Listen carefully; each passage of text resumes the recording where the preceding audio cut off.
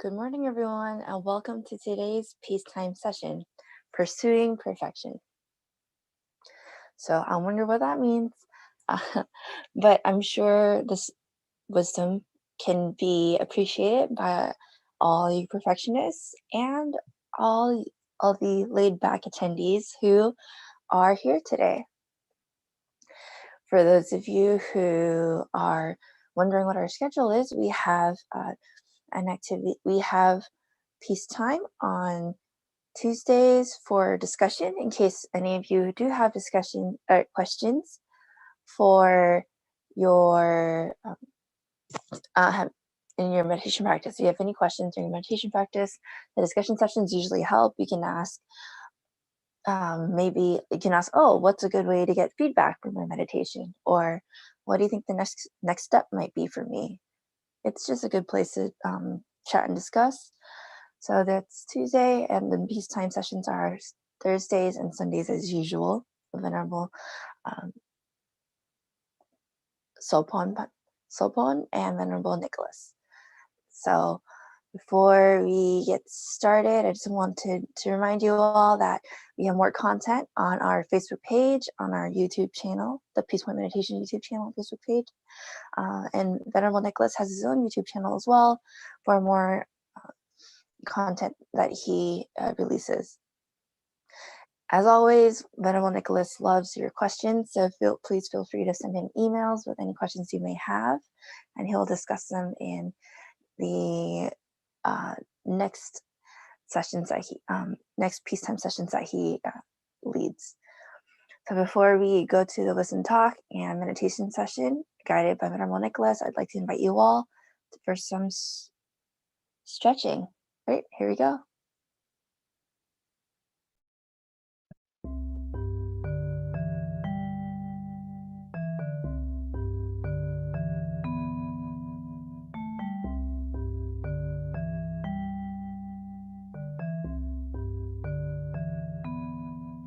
The next few poses will be done in a standing position. Please move slowly and at your own pace. Keep the sturdy chair nearby for balance if needed. If you find that I'm talking faster than you are moving, please take your time and do fewer repetitions. Take a nice deep inhale and exhale. Place the feet about hips width apart and grounded on the floor. Lift the toes and spread them nice and wide, and feel the navel pull gently in towards the spine. Push the toes into the floor and lean forward just a little bit. Feel the muscles that keep you steady. Lean back just a little bit and feel the toes come up. Feel the muscles that keep you steady in this position. Now push all four corners of the feet into the floor. Notice the steadiness of mountain pose. Notice how the steadiness of mountain pose feels. On the next inhale, roll the shoulders towards the ears, back and down so the shoulders are slightly open. Let the palms rest open to the side. Inhale and let the arms rise with the palms facing up. Exhale, bend at the elbows and allow the hands to come down the center line. Sink into the knees just a little. Repeat this again. Inhale, lift the arms with the palms facing up. Allow the hands and face to be relaxed. Continue with this movement at your own pace. Breathe as you move and try to coordinate the breath with the movement.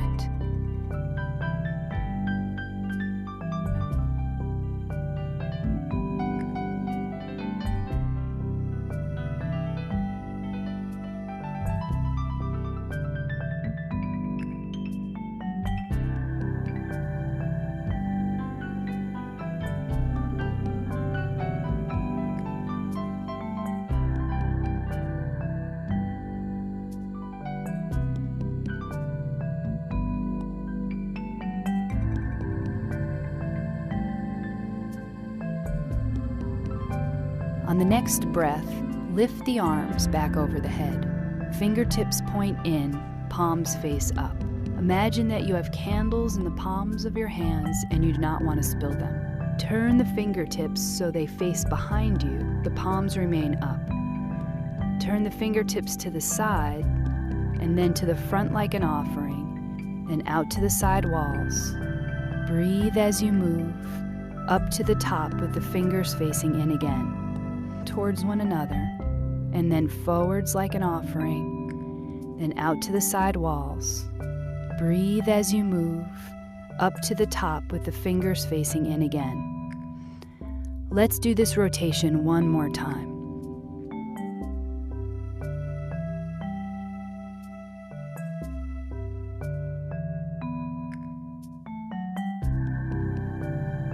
After the second rotation, allow the hands to cascade down by the side and let them rest. Pause for one slow inhale and exhale. One more breath. Inhale, exhale. This next exercise is excellent for strengthening the spine and gently stretching the muscles of the back, front, and sides. Attempt to make the movement easeful and gentle. We will do these movements with various arm positions. The first arm position is the easiest. Please be sure to stay with the one that feels best for your body. We will demonstrate them all. Take the right hand to the waist and then the left. Roll the shoulders open. And on the exhale, lean to the right. Inhale to the center. On the exhale, lean to the left. Inhale back to the center. Roll the shoulders up, back, and down. And on the next inhale, gently pull the navel towards the spine. Pull the shoulder blades softly together. Get a small lift in the chin and feel a sense of lengthening through the front of the body. On the next exhale, begin to fold gently forward. It does not have to be all the way. Bend the knees slightly. Inhale and rise back to a standing position. Open the left arm to the side. Keep the elbow bent. Leave the right hand on the waist. Inhale. Exhale, lean slightly to the right, and then return back to the center. Bring the left hand down to the waist. Lift the right arm. Inhale. Exhale and lengthen to the left. Return to the center. Roll the shoulders open. Gently pull the navel in towards the spine. Pull the shoulder blades softly together. Get a small lift in the chin. Exhale and fold forward halfway. Inhale back to standing. Open the left arm again. Inhale, and on the exhale, lean to the right. Inhale and return back to the center. Place the left hand on the waist. Lift the right arm. Inhale. On the exhale, lean to the left. Inhale and return back to the center. Roll the shoulders open. Lengthen through the front of the body. Slightly pull the shoulder blades together. Get a small lift in the chin. Exhale and fold forward. Knees slightly bent. Inhale and return to standing in mountain pose. Pause for a moment. Inhale and exhale.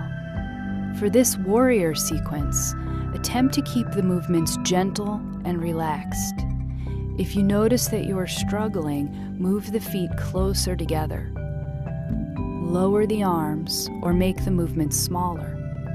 This pose is great for strengthening the legs, respiration, and opening the shoulders. Step the left foot forward just a few feet.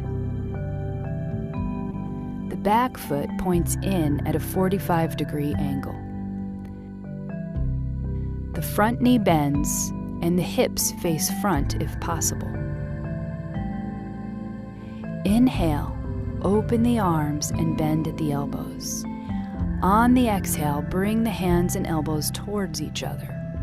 Inhale, open the arms and push the heart softly forwards. Relax the shoulders. Exhale, bring the arms together. Inhale, open the arms to where you feel comfortable. Exhale, relax the arms inwards. Inhale, open and expand. Exhale, contract. Inhale, exhale. Bring the hands back down by the side. Return to mountain pose. One breath here. Inhale, exhale. Step the right foot forward. Take a moment, there's no rush. Ground the back foot into the floor. Bend the front knee.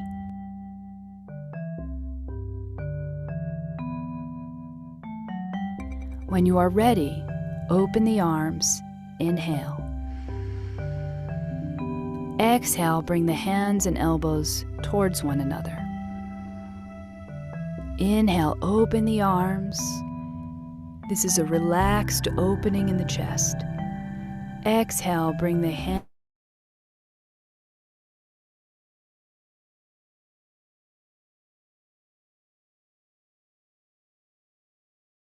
Exhale, contract and relax the arms slightly. 2 more times at your own pace. Inhale, open. Exhale, close. Let the hands rest down by the side and return back to mountain pose. Pause here for a few breaths.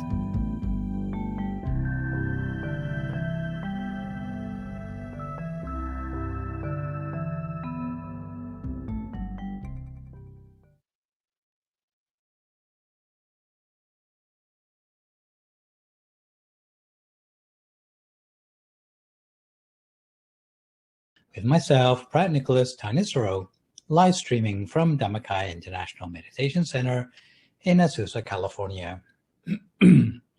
Last time you saw me, we looked at before birth. With the Dhamma talk today, we'll continue with our exploration of living Buddhism with the topic of pursuing perfections.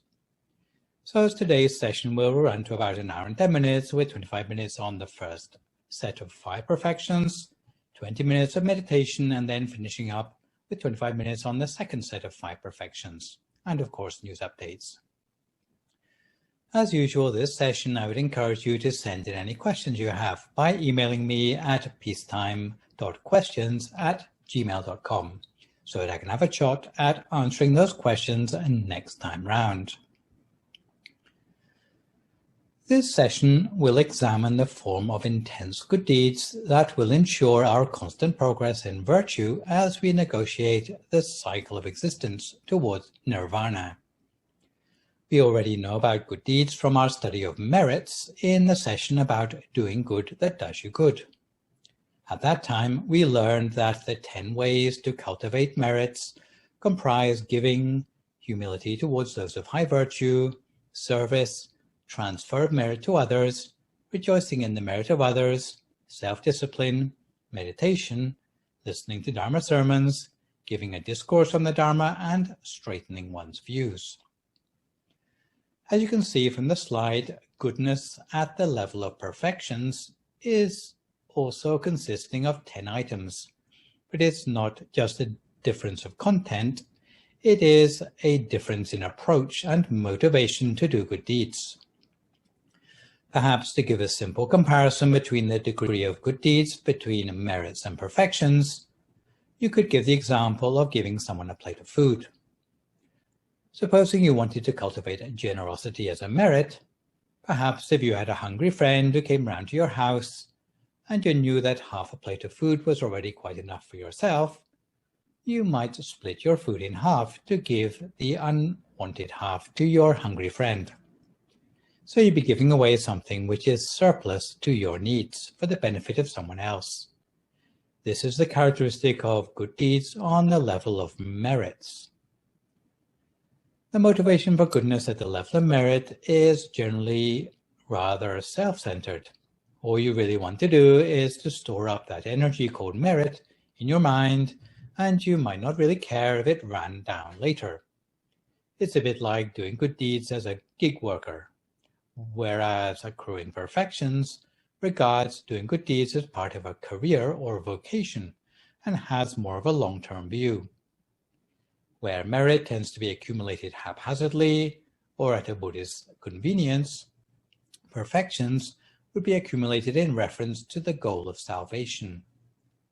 If you were to give away a plate of food in the context of perfections, even though you might be hungry yourself, but if you saw that this plate of food might be of greater benefit to someone else, you might give them the whole plate. Perfections are intended to uproot bad habits remaining in a person's personality. Although this might be a Herculean task, a pursuer of perfection might work at it over the course of many lifetimes. There are many traditional Buddhists who tend to be rather fatalistic about karma, whose philosophy of life is, well, I'm only here to use up my past karma.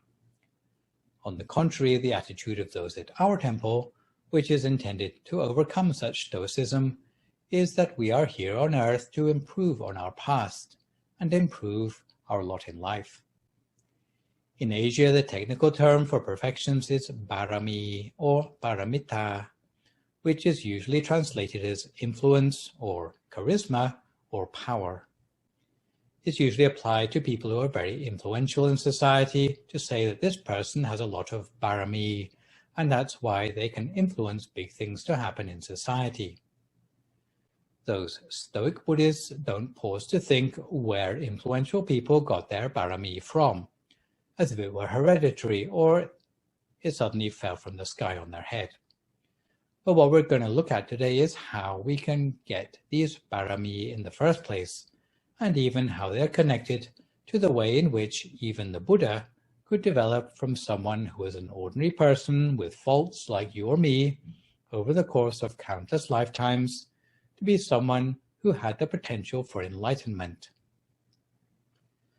So perfections are really very key as a piece of the jigsaw in understanding how Buddhism works, and are the means by which any person can follow in the footsteps of the Buddha to become enlightened in the future as well. There are a total of 547 previous lifetimes of the Buddha described in the scriptures, which are the backstory for how the Buddha came to be. They are called the Jataka stories. It is the final 10 of these 547 lifetimes before he was able to become the Buddha that are our main source of understanding how the perfections were cultivated. The attitude towards accumulating goodness when it comes to perfections is to struggle directly against the excuses we make up in our own minds to shirk the responsibility to do good deeds.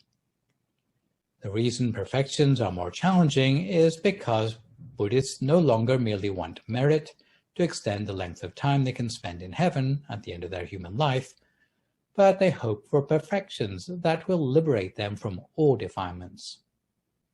Often in the pursuit of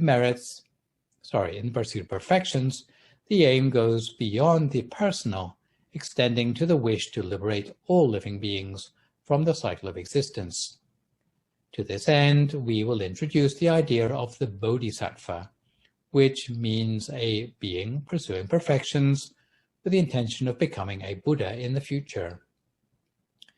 Perfections are not separate from merit, but they are like good deeds that have not only been filtered for quality, but distilled by unfavorable circumstances to the point that they become ingrained at such a deep level that even death cannot part the practitioner from them.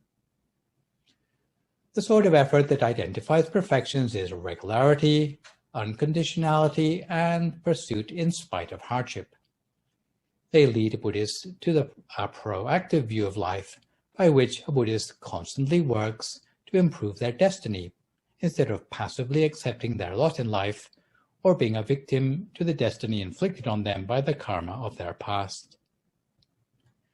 The 10 perfections we will be looking at comprise generosity, self-discipline, renunciation, wisdom, perseverance, patience, truthfulness, resolution, loving-kindness, and equanimity. The accrual of perfections consists of cultivating good deeds in 10 different categories. All 10 need to be pursued to perfection in order to bring the full benefits to the performer. So let's look at each in turn. The first of the perfections is the perfection of generosity, or Dana Parami. The perfection of generosity means sacrificing of oneself for the benefit of others. It is not simply giving what is excess to one's needs, but the unconditional willingness to share even the things that are necessary to us. The metaphor the Bodhisattva used when pursuing this perfection was that of a cauldron upturned, so that not even a single drop of water remains within. This perfection is exemplified in the Vesantara Jataka, which tells of a prince devoted to giving gifts who falls into disrepute by giving away a precious elephant. He is banished with his family into the forest, where he gives away everything he has left, including his wife and 2 children. Ultimately, all his family come to no harm and are set free, and the story ends well. To give an example of the way this perfection can be put into practice in everyday life, supposing the deed were to give alms to monks coming past the front of your house every day. As a pursuer of perfection, you would give alms, come rain or shine. Even when the monks have to make a distant detour, you would go out especially looking for those monks. Even if you were down to your last crust of bread, you would overcome all those difficulties in order to make sure that you did this act of generosity every day. Other examples might be looking after your family, your children or your parents with unconditional love, or the sort of generosity where you never turn away anyone in need empty-handed, even though you may not give them everything that they ask for, or even donating blood or a kidney to save a relative's life. It also includes not having excessive wants. The importance of this perfection of generosity is because, for as long as your mind is still attached to possessions or wealth, it cannot be brought easily to the center of your body. Practicing the perfection of generosity will help you to overcome the habits of stinginess, greed, and selfishness, since attachments to possessions and wealth would otherwise hold you back from the pathway toward nirvana. The second of the 10 perfections is that of self-discipline, or sila parami. The attitude of someone who pursues the perfection of self-discipline is to avoid the temptation to behave selfishly. The second perfection shares its name with the second major group of merits, which is the perfection of sila, or self-discipline. Normally, we would think of it as just keeping the precepts. But at this level, it may mean, supposing you had the choice whether to put your life on the line or rather than break a precept, like the example I told you previously of the farmer who got wrapped up in a python's death grip and had to make the choice between breaking his precepts and harming the snake. This would be the sort of dilemma where you are dealing with the perfection of self-discipline rather than merely keeping the precepts to get lots of merit. The perfection is exemplified in the Bodhisattva Jataka, where the Bodhisattva takes a snake-like form on holy days to keep 8 precepts in the human world, but is captured by a snake charmer and has to endure brutal beating, humiliation, and incarceration without anger to keep his precepts pure. The metaphor the Bodhisattva used when pursuing this perfection was that of the yak, extricating its tail intact from a thorn bush.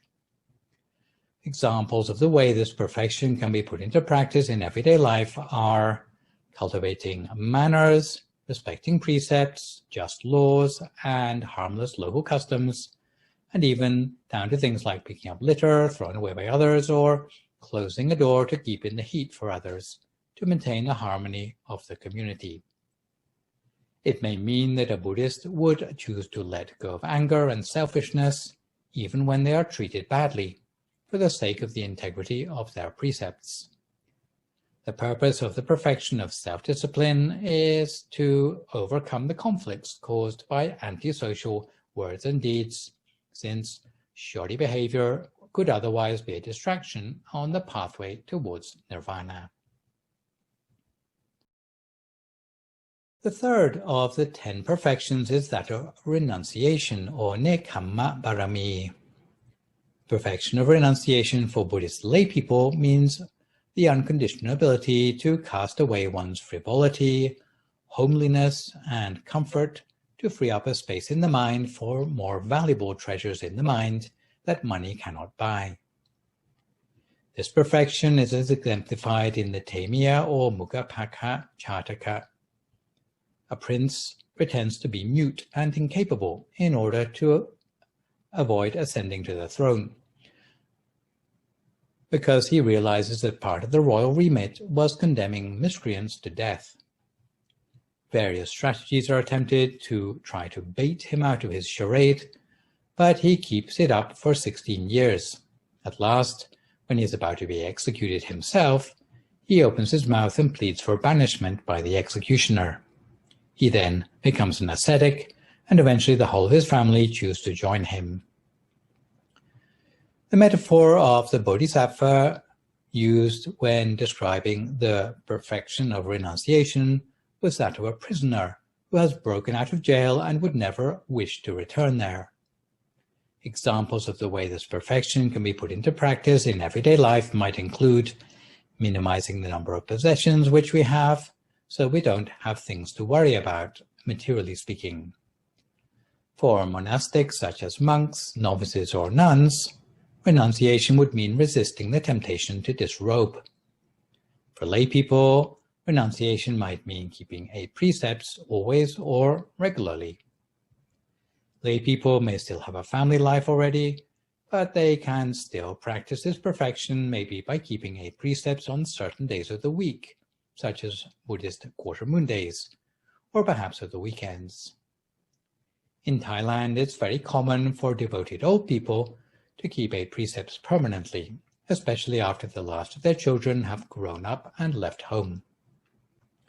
The purpose of the perfection of renunciation is to overcome sensuality, because if our mind is still entangled with sensual things, then it cannot return to the center of the body very easily, and entanglement with material things would otherwise be a distraction on the pathway toward nirvana. The fourth of the 10 perfections is the perfection of wisdom, or Panya Parami. Perfection of wisdom is often the practical knowledge that arises as the byproduct of stepping up to take responsibility in tasks requiring great virtue.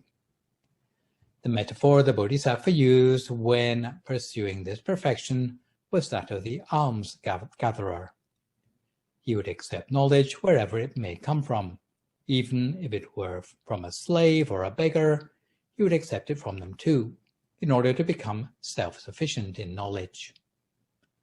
Cultivation of wisdom by the Bodhisattva is exemplified in the Mahosatha or Maha-Umaga Jataka, which tells the story of how a truly wise man outwits usurpers by tunneling under an army laying siege to his city. The sort of person who can have such wisdom is a person who is actually very humble, in contrast to what we normally associate with so-called smart people, who don't bother to listen to anybody else's advice. A truly wise person needs to be humble enough to learn and accept advice from anyone, no matter what their station in life. The commentary to the Samyutta Nikaya's Susima Sutta tells about an incident with a leading disciple of the Buddha called Sariputta, who is renowned for his wisdom. It concerns what these days I think would be called a wardrobe malfunction. Once, he put on his waistcloth a little bit squint, and some 7-year-old novice came up and pointed it out to him, saying, "Excuse me, sir, did you know that the corner of your waistcloth is hanging down?" Sariputta immediately paid respect to the novice for speaking up. Why? Because he accepted the knowledge from that novice as if that novice were his teacher, foreseeing something he had overlooked himself. Examples of the way this perfection can be put into practice in everyday life are trying to find something to learn from in everybody and bolstering conscience by studying and meditating to understand properly the guidelines given by the Buddha for every situation, especially concerning the logic of karma. And in the slide, I've written the abbreviation for "What would the Buddha do?" Its purpose is to overcome the habits of ignorance or neglect, since blind spots in a Buddhist's conscience could otherwise be a distraction on the pathway toward nirvana. The remainder of the perfections come in pairs. The fifth perfection, called perseverance, is paired up with the sixth perfection of patience. Concerning perseverance, you may already have heard the word virya, which sounds a bit like the word virile. The word normally makes us think of someone who's striving energetically to do any form of good deeds. So the fifth of the 10 perfections, the perfection of perseverance, or virya parami, normally means that you struggle to overcome in a very single-minded way anything which stands in the way of your completion of good deeds, that is.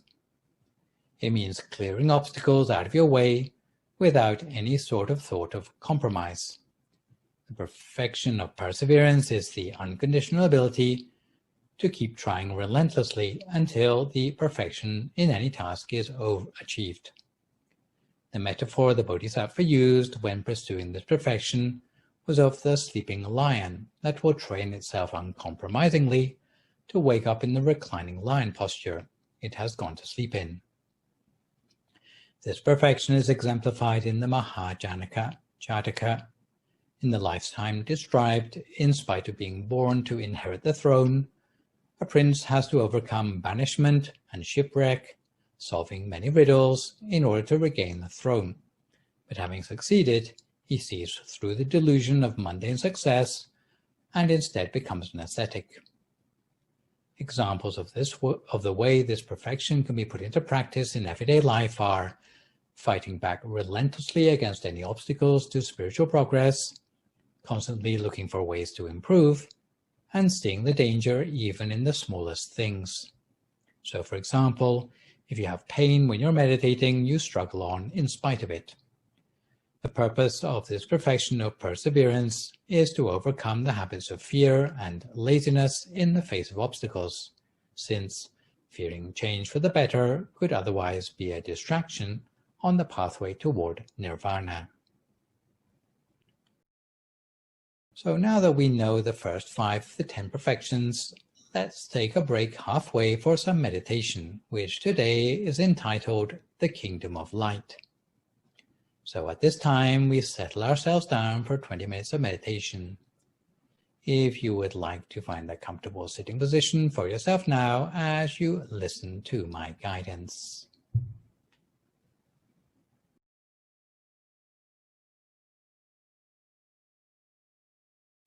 So if you'd like to settle yourself now for some meditation, and make sure you're comfortable enough to sit for a long time without having to move around too much. Close your eyes very gently, as softly as you can. And as usual, we slowly take a few good deep breaths to ourselves, and we follow the in-breath deeper into the body, down through the lungs, to the center of the body, letting the in-breath refresh ourselves on the inside. We take note of the point where the in-breath turns inside the body, because it's a point we will return to as a focus for our awareness.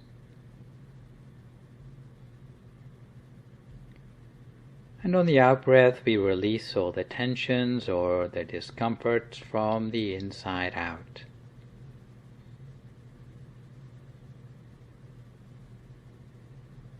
And we relax the whole of our body, all the way from the top of our head, right the way down to the tips of our toes.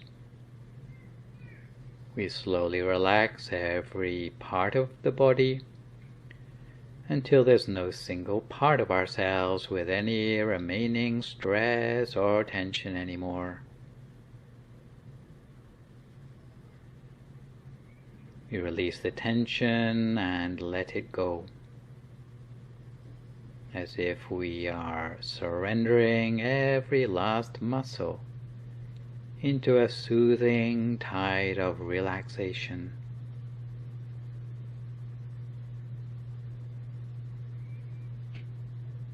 We turn our attention to relax the mind as well. It's equally important for both body and mind to be relaxed.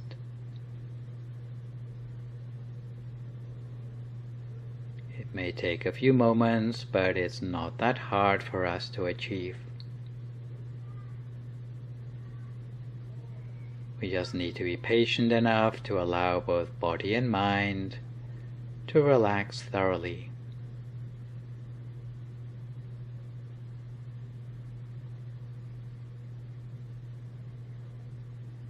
And we allow the mind to wind down by resting the consciousness or the awareness within the space of the body, softly and continuously. So we learn to rest our mind within this space softly for a few moments.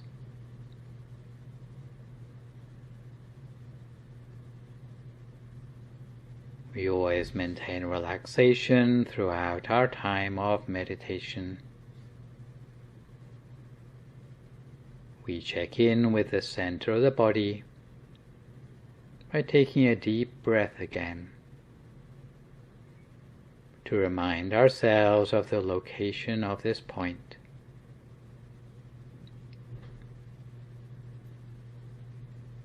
All we need to do is to return the mind to its natural place of balance at the center of the body.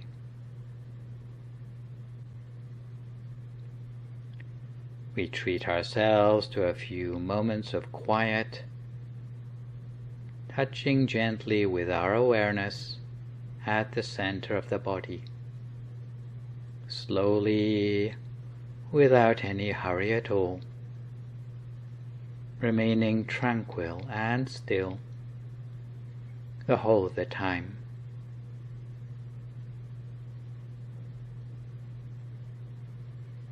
The nature of existence is an endless journey through unknowing. It is a journey through obscurity. That is the lot of all living beings. Our earth is illuminated by the bright light of the sun and the moon. Yet such light reveals only the outside world beyond our skin.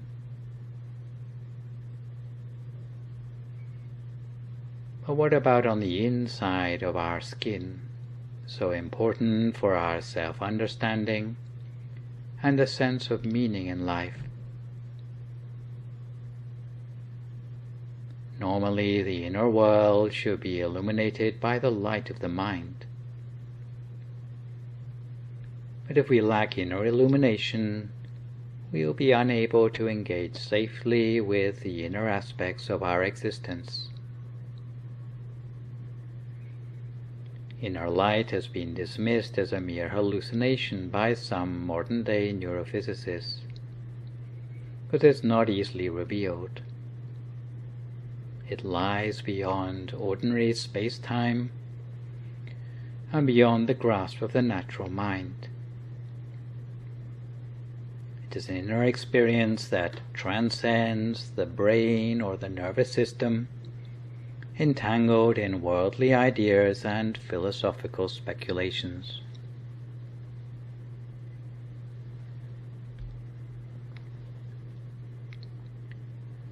The part of the mind we're talking about shines out with its own clear light.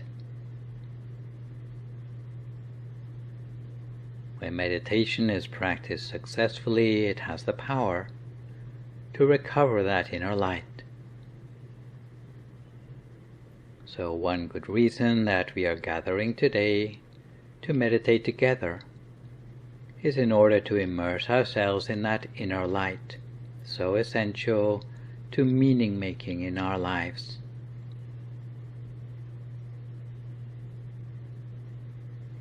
Emotional struggles in our life can be unsettling without such inner light to help us see how we fit into the bigger picture. Although the nature of existence can be a mystery to us, but if we know how to initiate bright inner light, we can avail ourselves of a feeling of security and confidence as we make our way through life. The wisdom traditions of the East have always involved cultivating inner light as a strategy to make the best of our existence in this world, to pull our lives out of the emotional shadows. And to this end, many of the wisdom traditions of the East teach us how to cultivate inner light, and in this connection, the center of the body can be the source. This inner point is the source of the light where, by reaching inward with our awareness, we can generate light inside. So we allow the mind to reach inward toward the light source inside for a few moments, while always maintaining a sense of relaxation the whole of the time. It is a kind of inner awakening fueled by the inner light in the mind. At this level of description, the shape of the mind is spherical, a sphere that shines with an inner light, a round sphere that's self-illuminating. By resting the mind at this point, the source is illuminated by the bright inner light in the mind. Immerse yourself in the bright, silvery inner light as it shines forth its radiance. Allow the light or the inner feeling that you have brightness inside to continue on and on, with the mind shining forth its radiance.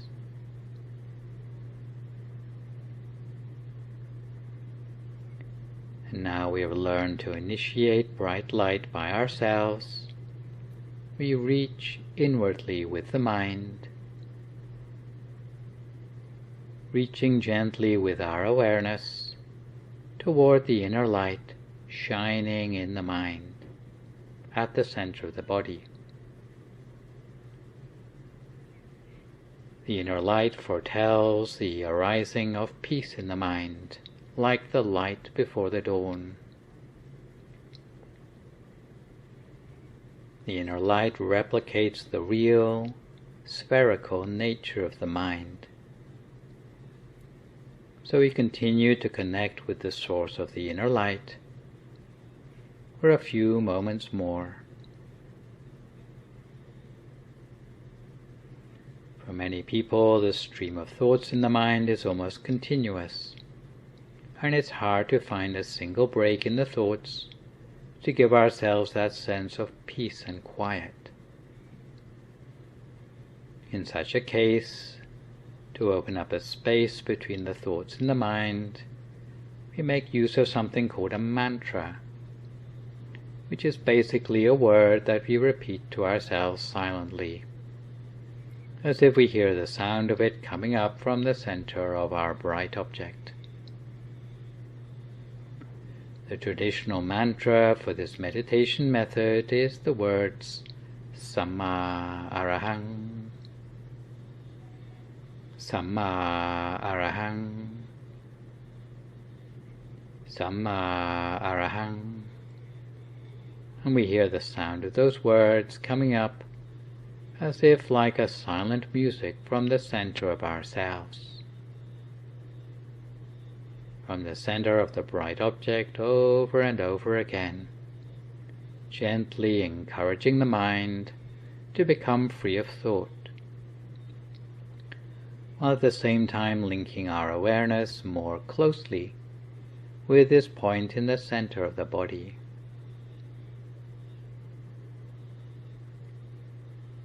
By meditation, we can ensure that brightness is always the color of our lives, by gaining an increasingly brilliant inner light in which to immerse ourselves. Life may be too short to procure all the pleasures we crave, because each instance of pleasure never lasts long enough for us. This is why people are constantly obsessed with seeking out happiness from the things around them.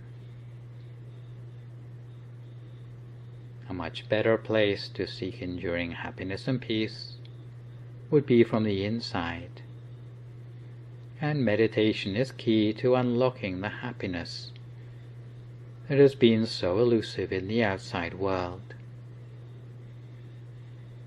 Meditation can help us harvest the happiness from the inside.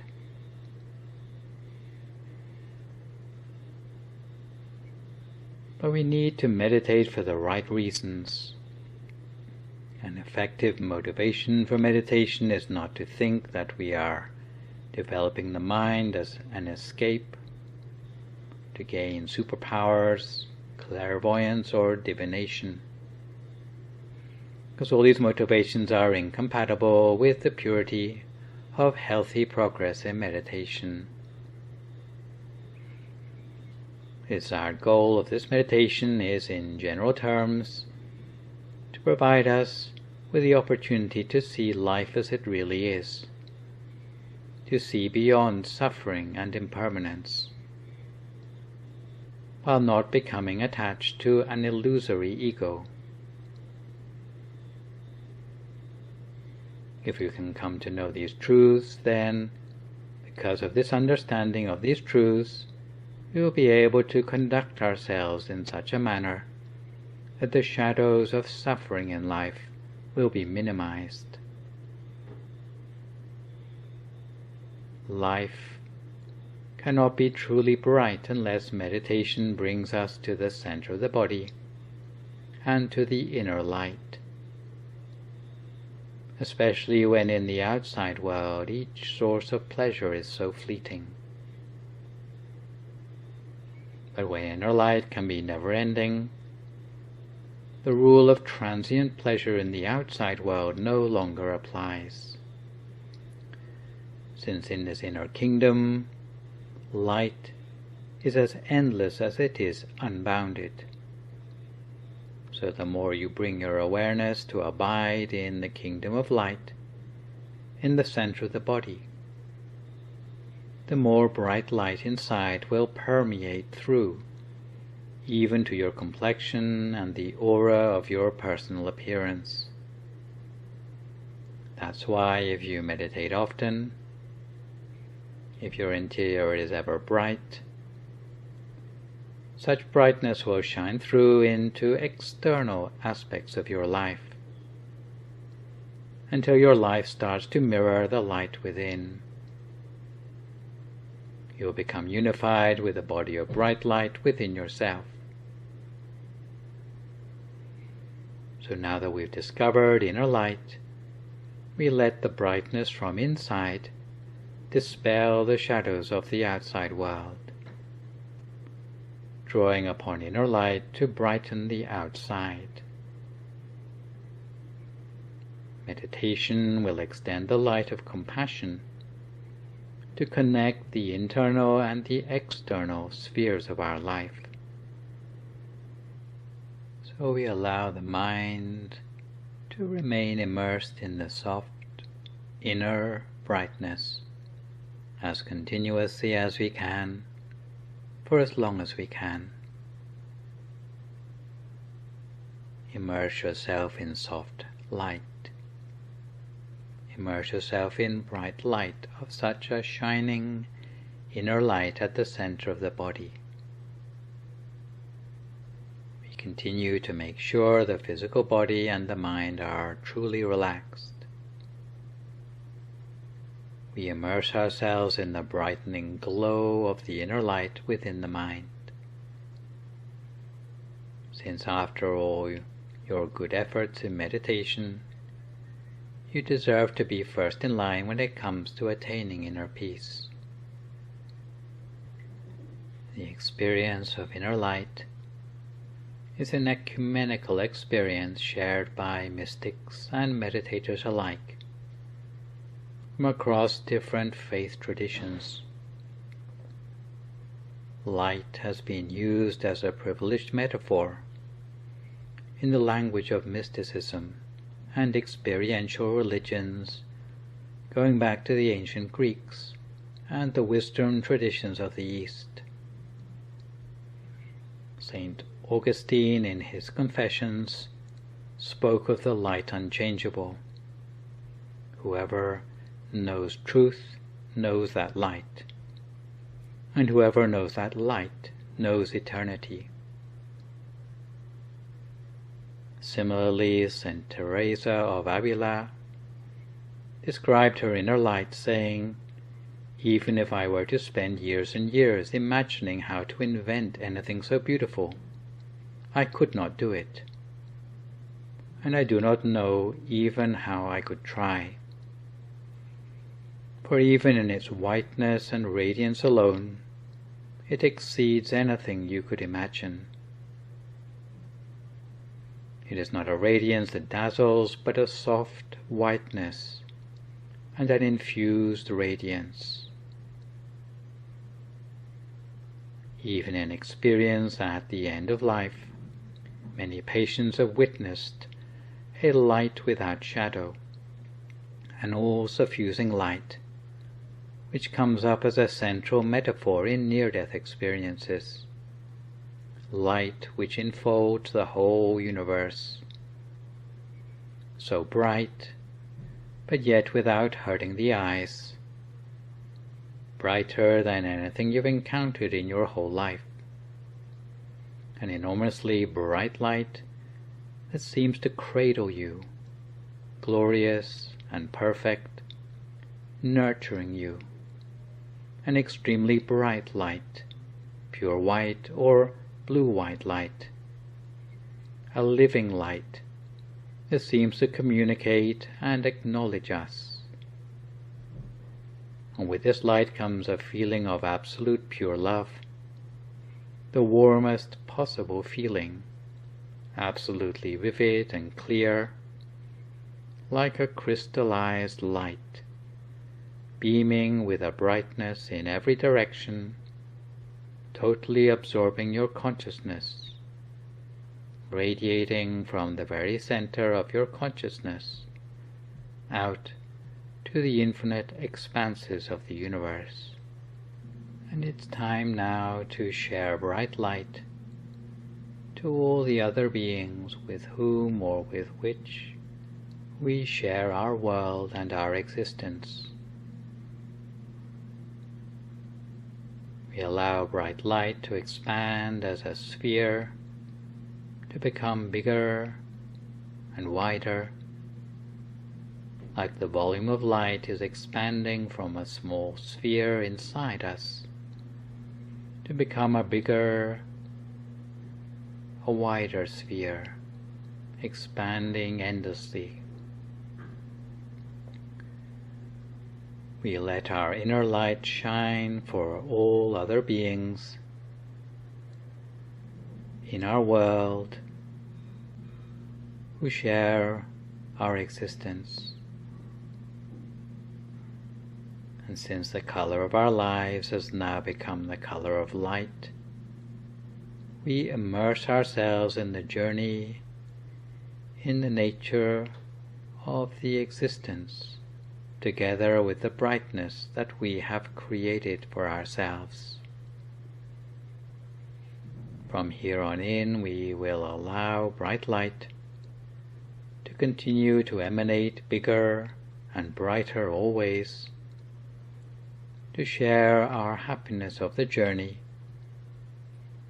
to others without exception, for a few more moments in silence.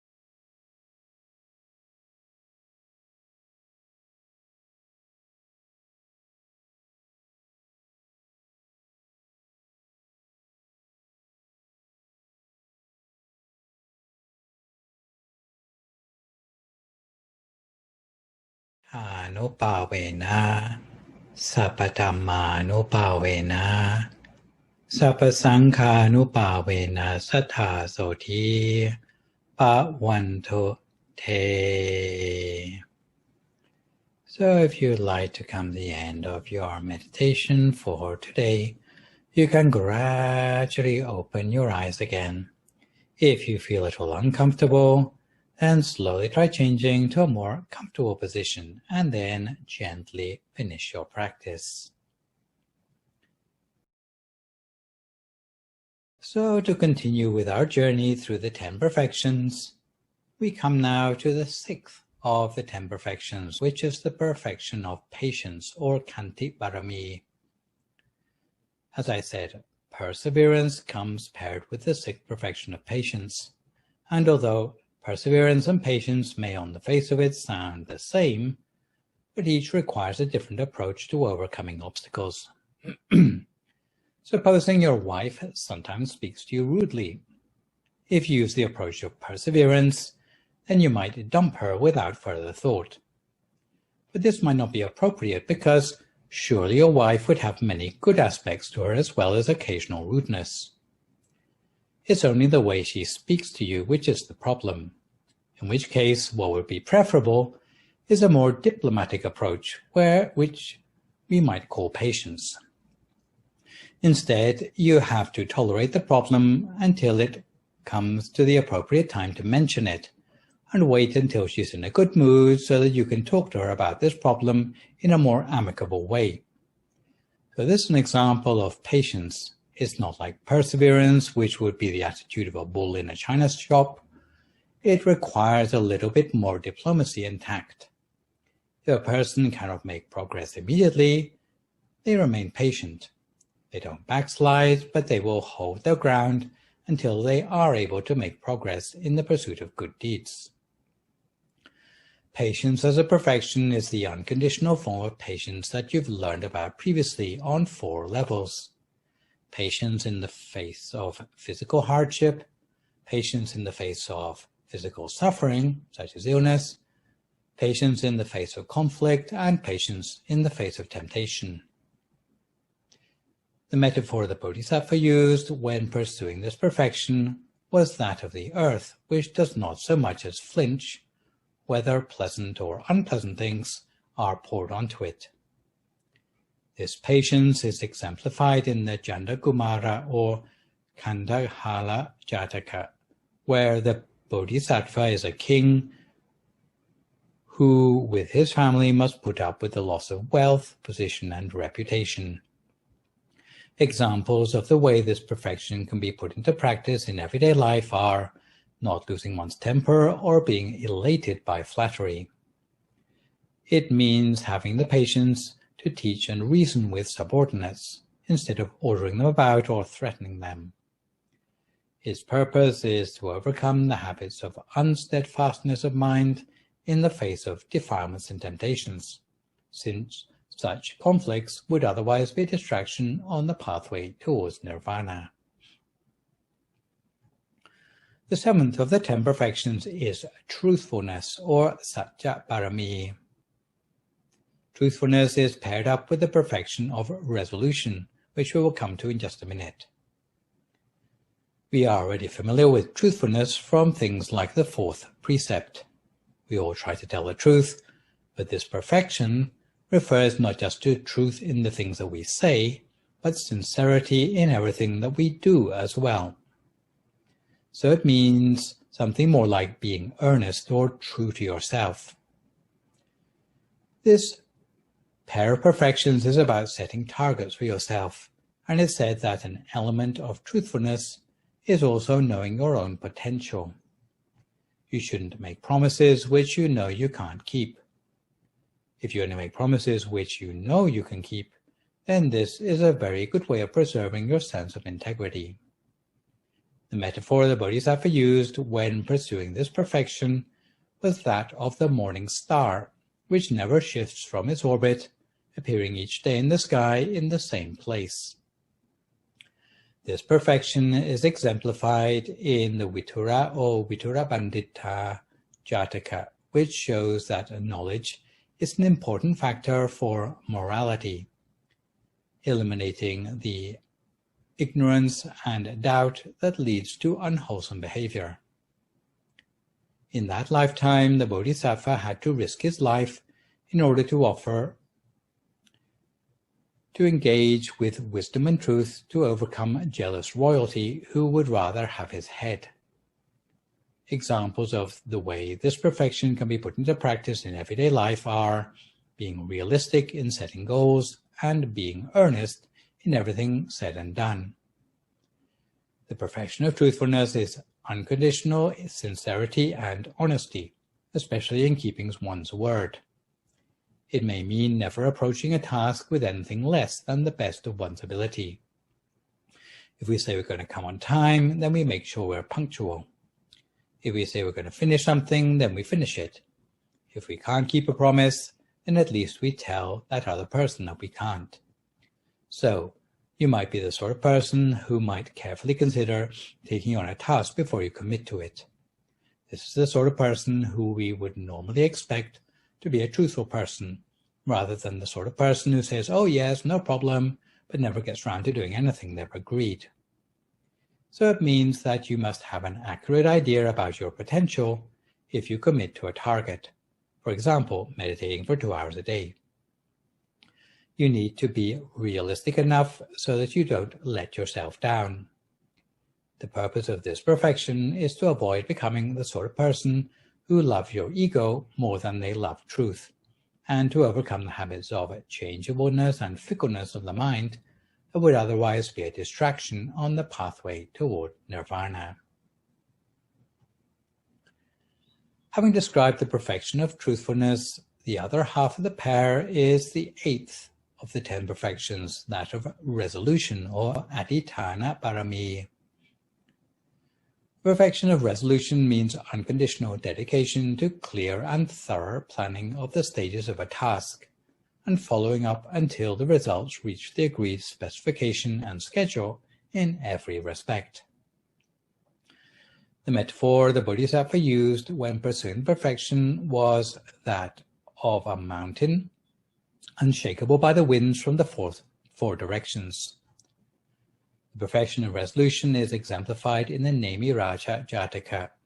In that lifetime, the Bodhisattva is a king who, on the appearance of his first grey hair, renounces his kingdom to become an ascetic.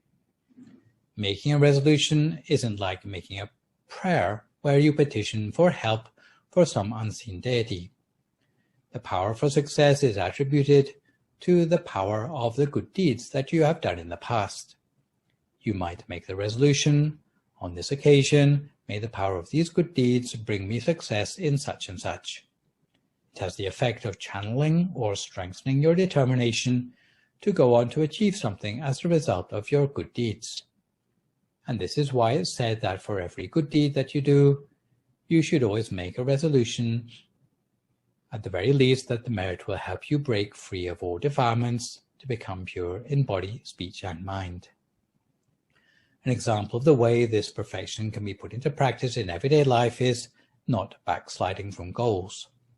Resolution is also something you will have come across in the chanting book of our temple in the form of the daily resolve, which is basically making a strong wish or affirmation that all the good deeds which we've done that day will help us to attain enlightenment, to become pure, to be able to move ever forward on the path of perfection, to go on to be a Buddha, to go on to help everyone to become enlightened, and so forth. The purpose is to overcome the habits of downsizing goals, since not fulfilling goals would otherwise be a distraction on the pathway toward nirvana. This is especially important for someone who wants to go on to be a Buddha, because there are so many other choices which would fall short of attaining Buddhahood. For example, if the Buddha became lazy part of the way through his lifetimes as a Bodhisattva, maybe he would just settle to be a Pacceka Buddha, otherwise known as a silent Buddha, the sort of being that has the same level of enlightenment as a Buddha, but without the ability to teach other people. If he had lowered his sights further still, then he would just settle for being one of the leading disciples of a Buddha, or a regular arahant, or any of the lower paths and fruits of nirvana. So to keep up his goal, he needed this perfection of resolution. The penultimate of the 10 perfections is the perfection of loving kindness, or metta parami. Again, loving kindness is part of a pair, as it needs to be held in balance with equanimity.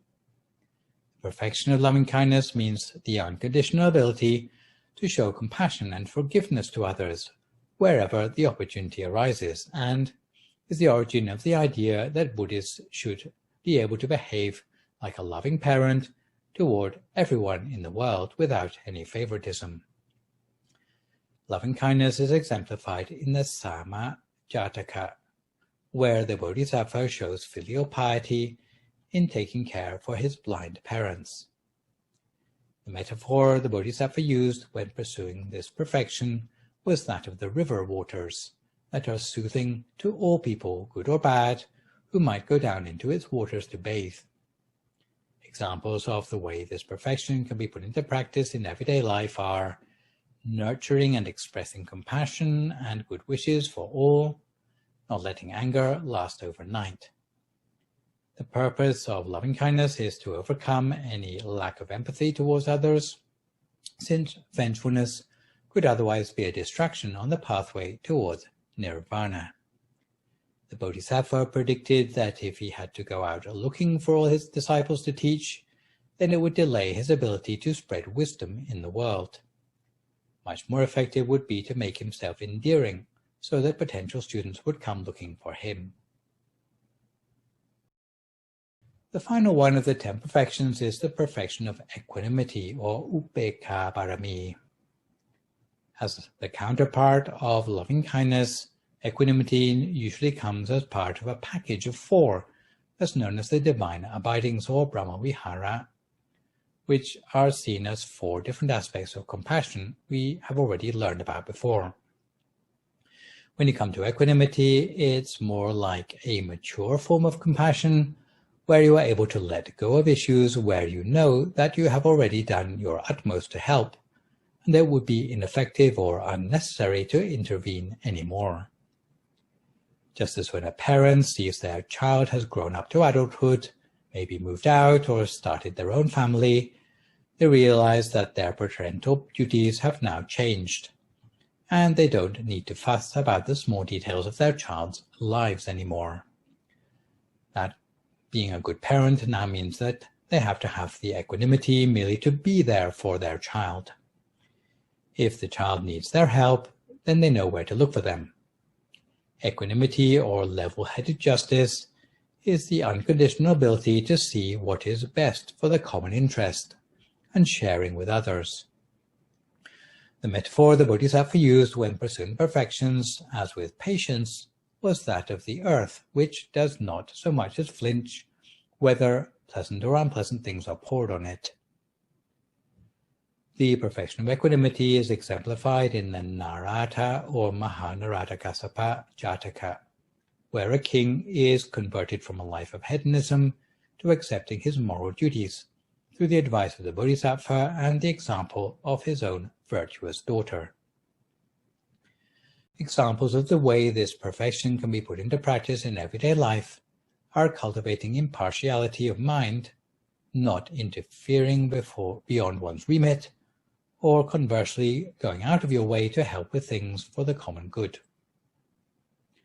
The purpose of equanimity is to overcome the habits of interfering needlessly in things that can be let go of, since a mind swayed by worldly vicissitudes or loka dhamma would otherwise be distracted from the pathway toward nirvana. Sometimes the 10 perfections have been expanded to 30 by multiplying the 10 perfections by 3 possible levels of unconditionality, which are defined by how much a Buddhist is prepared to stake in order to practice each one of the perfections. If a Buddhist is willing to sacrifice all their wealth and possessions to cultivate perfections, it is known as pursuit of perfection on the ordinary level. If a Buddhist is willing to sacrifice their health or intactness of body to cultivate perfections, it is known as pursuit of perfection on the higher level, or upaparami. If a Buddhist is willing to put their life on the line to cultivate perfections, it is known as the pursuit of perfection on the ultimate level, or paramatta parami. Often it is not necessary to actually lay down one's life or risk life-changing injury to cultivate perfections on the higher or ultimate levels, although the number of times the Buddha-to-be made sacrifices on these levels was countless. More often, the practitioner needs to be of the state of mind where they are prepared to make the sacrifice. So, when we are talking about the Bodhisattva and what was necessary for him to go on to Buddhahood, it was not just over the course of a lifetime or two, but over the course of a very long career of perfections, to the point where we see him in the final 10 lifetimes, risking his life to pursue perfection. So we can now see that, for the Buddha himself, it wasn't just the final lifetime where he thought, oh, I'll renounce the palace and become an ascetic. It didn't just happen as a result of some overnight epiphany, but it happened on the basis of perfections which had been gradually accumulating for countless lifetimes, until the point that he reached a sort of terminal velocity, where his perfections reached the level which would support his attainment of Buddhahood. A person who has achieved personal salvation by the pursuit of perfections is called an arahant, which literally means one far from defilements. A person who has achieved salvation for the benefit of all living beings is called a Buddha, literally an awakened or joyous one. It is the individual choice of every person to what level they wish to pursue perfections. However, to pursue perfections to the level of a Buddha takes a lot longer than the perfections needed to become an arahant. Pursuing perfection to this level does involve an almost inconceivably long time span and is often described in 3 phases. The first phase is known as the closeted pursuit of perfection, where the Bodhisattva pursues perfection in secret, because he is still relying on trial and error. It takes 7 Asankaya Mahakalpas, where 1 Mahakalpa is a unit of time equal to the time taken for 1 world cycle, and 1 Asankaya is a quantity equal to the number of raindrops falling continuously across the universe in the space of 3 years. At the beginning of a career of pursuing perfections, lacking certainty, making mistakes, but as his experience increased, the number of errors would decrease and the certainty of knowledge in the pursuit of perfections would increase, leading him to the second phase of the pursuit of perfections, where the Bodhisattva has, in inverted commas, come out as a pursuer of perfection, where they not only admit to others what they are doing, but also encourage others to follow them, and this takes 9 Asankaya Mahakalpas. The third phase of pursuit of perfection is the phase where the Bodhisattva has already received prophecy of success in reaching Buddhahood from the mouth of a previous Buddha. Before the prophecy, they are said to be an uncertain or aniyata Bodhisattva, but having received the prophecy, they are then known as an assured or niyata Bodhisattva. This final phase takes 4 Asankaya Mahakalpas and 100,000 Mahakalpas. In the first 2 phases of the pursuit of perfection, success is not assured. However, after prophecy, success is assured within the appointed timescale. The timescales quoted for a Bodhisattva's practice to cultivate towards enlightenment as a Buddha are based on the quickest route, namely for an intellectual or Panyadika Buddha. For a devotional or Saddhadika Buddha, however, it takes about twice as long, and for an energetic or Viryadika Buddha, about 4 times as long. For personal enlightenment as an Arahant, it takes only 100,000 Mahakalpas, whereas the shortest route to Buddhahood is 20 Asankaya Mahakalpas and 100,000 Mahakalpas. Our Buddha Gautama of the present era is one example of a Buddha who has completed this path of perfections, illustrating the magnitude of difficulty in becoming a Buddha, and perhaps explaining why Buddhists hold the Buddha in such high esteem and admiration. The pursuit of perfection is recognized as essential in both Theravada and Mahayana traditions of Buddhism. In the Theravada, 10 perfections are elaborated as we have seen today. In the Mahayana, however, only 6 are mentioned by name.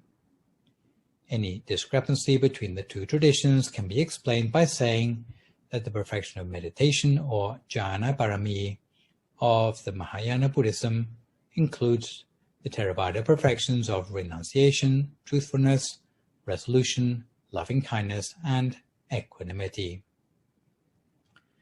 So this session has explained the Buddhist answer to the ultimate question of what is the purpose in life, in terms of pursuing perfections to their ultimate conclusion of breaking free from the cycle of existence, by becoming an arahant or setting one's sights higher still on the compassionate ideal of the Bodhisattva of helping all living beings to become enlightened before entering nirvana oneself. In the final session of this series next time, we will come full circle by returning to the concept of the triple gem and its different possible levels of meaning. So now we come to time for questions, and today's question comes from Kathleen of Glendora, California, and here comes the question. Last session, you talked about spontaneous arising where no birth is necessary. Can you go into more detail about this? Can a divine being or an interdimensional being take on a body through spontaneous arising? How does that work? How long would such a body live or last? Hi Kathleen, and thank you for your question. I'm not sure if you watched my presentation on the 31 realms. There are some answers there about how such bodies live or last. In any case, you will see from that presentation that only animals and humans have physical bodies. I know you have a particular interest in extraterrestrial life, and I am not an expert in this.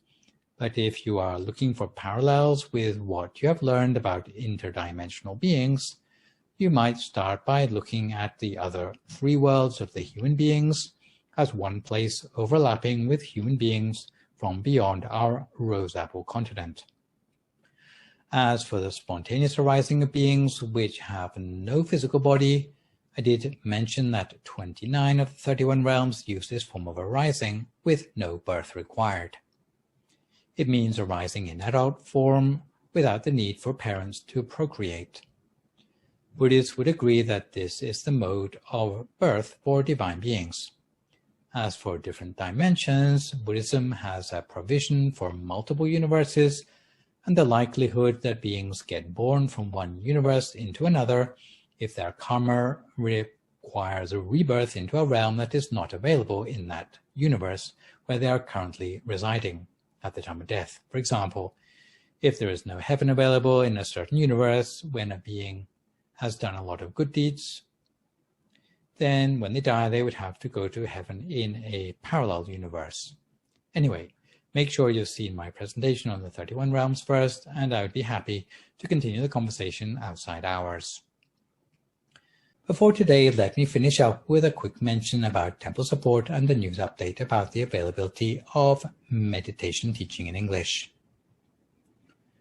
For those of you who like to visit the temple in Azusa to bring offerings, please be informed that, as it would seem that we have still not arrived at the post-pandemic new normal, despite the dismantling of the tier system in California, at our temple we are still using the offering site in the parking lot next to the main temple building between 10 and 11 a.m. each day.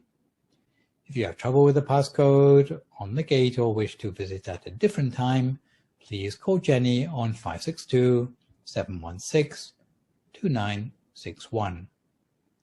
You can bring offerings of food each day between 10 and 10:45 a.m. and most recently each day there'll be a short ceremony for requesting 5 precepts, offering the midday meal and receiving a blessing between 10:45 and 11:15 a.m.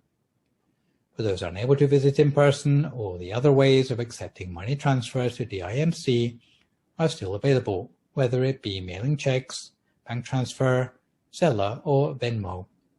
Needless to say, the whole temple would like to rejoice in the merits of all continuing to take the opportunity to support the temple in this way. For all the reasons mentioned before, at the temple there are still no face-to-face teaching sessions for the interim. You can, however, continue to access Dhamma teachings in English through several convenient channels. For aficionados of Zoom meetings, you can access the Inner Peace channel content by joining the Zoom channel ID 970-1192-2337 with the meeting passcode 072. And as you will see from the program schedule on the slide, content is available for most of the day now, 7 days a week, and brings together all the usual programming from our temple with the English and Spanish content from various other branches across the US. The times shown on this slide are for the West Coast. For content local to Azusa, you can continue to follow teachings at the YouTube channel called Peace Point Meditation or the Facebook page of Peace Point Meditation. For those of you particularly interested in my talks, you can subscribe to the YouTube channel which I have set up in my own name. According to the current Peace Point schedule, every Sunday morning you have got me with live material and archived material on alternating Sundays. Venerable Sopon appears every Thursday evening. The Monday and Friday Peace Silence sessions from Peace Point have been postponed for the interim, owing to even more teaching monks being away in Thailand. Families listening in may be interested in a special show for children in English, known as Shining Stars, that goes out between 6 and 6:30 p.m. every Monday evening, with bedtime stories and meditation short enough to keep the attention of younger listeners. Outside of the live streams and on-demand programming, you can also download the Mind Gem app for free, allowing you to listen to meditation and Dhamma talks in English on your cell phone, even when you are offline. It also now has push notifications to keep you up to date with upcoming activities on the Inner Peace channel. So this session we've looked at the topic of pursuing perfections. For my next live session online with you, which will, fingers crossed, be a week on Sunday morning, we'll be moving on to look at something along the lines of the Triple Gem. For good measure, I would like to remind viewers you can email your questions about meditation or what you've heard in the lecture to the email address that you can see spelled out in the slide, and I will do my best to answer these on my next session. In the meantime, try to stay healthy, avoid recklessness or complacency in the face of the virus, maintain a positive mood, speak only positive words, forgive others, extend good wishes to others, and meditate daily.